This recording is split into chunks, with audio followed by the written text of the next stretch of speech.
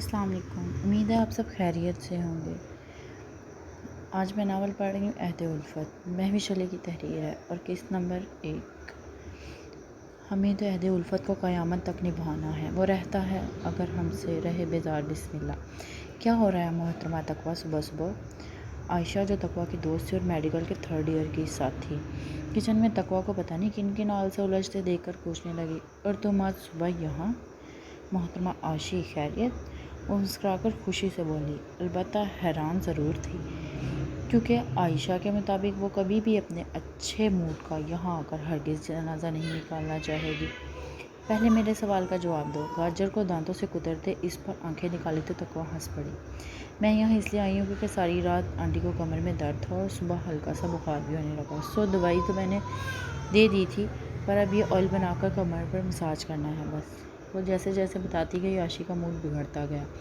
गाजर तो इसने अपने दांतों से सारा कुतर डाला और गुस्सा शदीद के सामने वाले की गर्दन दबाने की ख्वाहिश दिल चीरने लगी। अल्लाह तुझे अक्ल दे बेवकूफ़ औरत, क्यों करती है ये सब? वो कौन से तेरे खैर ख्वाह हैं? सारे दिन बुढ़ापे में बुढ़िया कमर को झटके देती होगी, तभी तो ये हाल है, और तुम इस टाइम और भूतनी की आवभगत में लगी रहती हो। क्या हरून भाई इसलिए तुम्हें यहाँ लाए हैं, अपनी बूढ़ी माँ और भूतनी बीवी की देखभाल के लिए? फिर से शुरू कर दो अपनी बकवास। आज तो संडे है, आज तो छुट्टी दो अपनी बकवास को। सख्त तेवरों से घूर कर बुरा मनाया। नहीं तो रहने दे, आज मैं हरून भाई से बात कर के ही रहूँगी कि तुम यहाँ मेडिकल पढ़ने नहीं, मासी की नौकरी करने आई हो।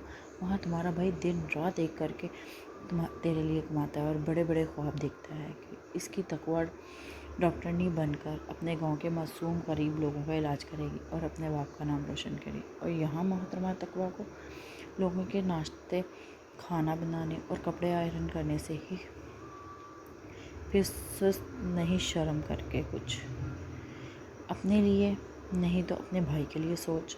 उफ अल्लाह पाक। तकवा ने दोनों हाथों से सर पकड़ा और आयशा ने अफसोस से इसे देखा। इसकी रहमदिली को जानती थी कि किसी को ज़रा सी तकलीफ़ में नहीं देख सकती थी और मदद के लिए सबसे आगे भी इसी को पाती थी, फिर चाहे दोस्त हों या दुश्मन। सांवली रंगत और आम से नकूश सूरत आम सी थी, पर सीरत बेमिसाल।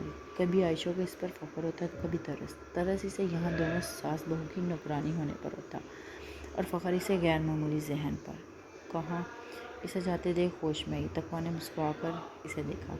मत पूछ, फिर से शुरू हो जाएगी। और दूसरी बात, मैं किसी को तकलीफ़ में नहीं देख सकती, क्योंकि दिल की जगह पर हाथ रख कर मज़ीद कहा, यहाँ दर्द होता है। कहते सादी ज़बान चढ़ाकर बनाया गया और उठाकर किचन से बाहर आ गई। पीछे वो सर पीट कर रह गई। अरे आशी, तुम? महकार जो अपने फुफोजाद हरून की बीवी थी, अपने 4 साल के बेटे साहिल को लेकर किचन में आई तो वहाँ चेयर पर बैठी आयशा को देखकर खुश दिली से मुस्कुराई। आयशा इनके सामने वाले घर में रहती थी। गुलाबी रंगत और बड़ी आंखों वाली आयशा महकार को पसंद तो थी, पर इसकी नज़र में आयशा की एक बड़ी खामी थी। वो थी तकवा से दोस्ती, जो इसे बिल्कुल भी पसंद नहीं थी। तभी से खिंची खिंची रहती। अलबत्ता कभी मूड बना तो चंद बातें ज़रूर कर लेती। हाँ भाभी, वो तकवा से कुछ काम था। साहिल के गाल पर चुटकी काट कर मुस्कुराई। अरे आशी, ये तुम्हारे चेहरे पर पिंपल कितना बड़ा है? साहिल के सामने दूध का गिलास रखते जब इसकी नज़र आयशा पर पड़ी कि गुलाबी गाल पर सुर्ख पिंपल पर पड़ी, तो शदीद हैरत से बोली, जिस पर आयशा का मुंह उतर गया। शुक्र है आपने नोटिस तो लिया, वरना इस तकवा के सामने मुंह घुमा घुमा कर दिखाने की कोशिश करती थी। महकार हंस पड़ी। अगर वो इस सब का नोटिस लेती तो आज खुद काला मुंह लेकर नहीं घूम रही होती। खैर मम्मा, आप ही काली नहीं हैं, बहुत प्यारी हैं। दोनों की बातें सुनता साहिल अपनी माँ की काली वाली बात पर गुस्से से बोला और दूध का गिलास परे कर दिया। महकार ने आशी के सामने इसके कहे गए लफ्ज़ों पर दांत पीसे और आयशा ने मुस्कुराहट होंठों में दबाई। देखा कितना बदतमीज़ हो गया है। जब से इसे हरून ने तकवा के पास पढ़ने के लिए छोड़ा है, तब से बड़ों के बीच ऐसी बदतमीज़ी करता है। पता नहीं क्या पढ़ाती है बच्चे को, कहाँ से होशियार है। गांव की मिट्टी के बने कॉलेज में टॉप करने से कोई गैर मामूली जहन का मालिक नहीं बन जाता। हस्बे आदत मौका मिलते ही वो शुरू हो गई। साहिल खूंखार नज़रों से घूर रही थी। اچھا میں تقویٰ کے پاس جا رہی ہوں، وہ کہہ کر جانے لگی تھی پیچھے سے، سنو اس نے کل ہی مجھے ایلو ویرا جیل سے کریم بنا کر دی ہے، پمپل کی چاہو تو وہ دوں؟ نہیں بھابھی، میں اس سے کہتی ہوں وہ بنا دے گی، یہ آپ رکھیں، شاید اس سے میرا مطلب ہے پمپل ختم ہو جائے۔ مسکرا کر کہتی وہاں سے چلے گئی۔ چمچی کہیں کی، پیو سارا۔ بڑبڑاتی گلاس ساحل کے منہ سے لگا کر اپنا غصہ ٹھنڈا کرنے لگی۔ کچھ دیر بعد فریش ہو جائیے گا، پھر دیکھیے گا کمر درد کیسے چٹکیوں میں بھاگتا ہے۔ واش روم سے ہاتھ دھو کر دوپٹے سے پوچھتی بیڈ پر پڑی سائرہ بیگم سے بولی، اللہ بھگائے اس منہ درد کو، مجھے تو ساری رات سونے نہیں دیا۔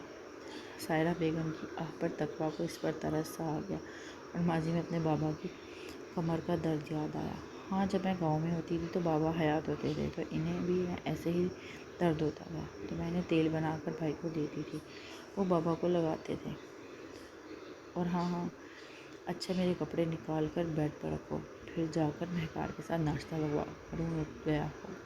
اس کی بات کاٹ کر سائرہ بیگم جلدی سے بولی تو تقویٰ نم آنکھوں سے مسکرائی اور سر ہلانے لگی۔ باہر کھڑی باتیں سنتی عائشہ کا دل کیا کہ وہ تقویٰ کا گلا دبا دے۔ آخر کس مٹی سے بنی تھی یہ لڑکی؟ عائشی خیریت، تم ابھی یہاں؟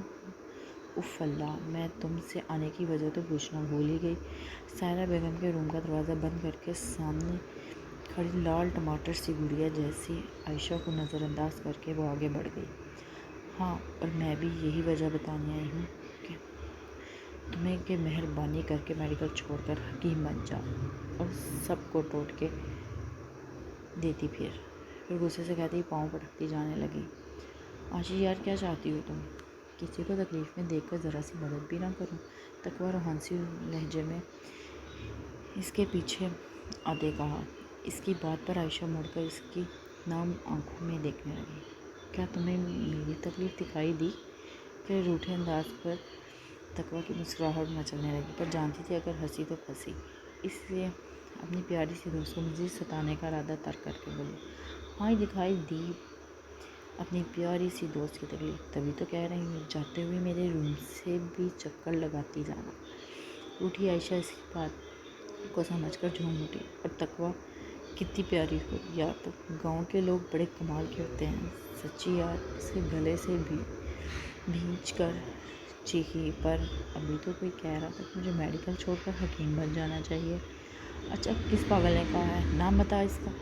اس کے سیریس انداز پر تقویٰ ہنس پڑی۔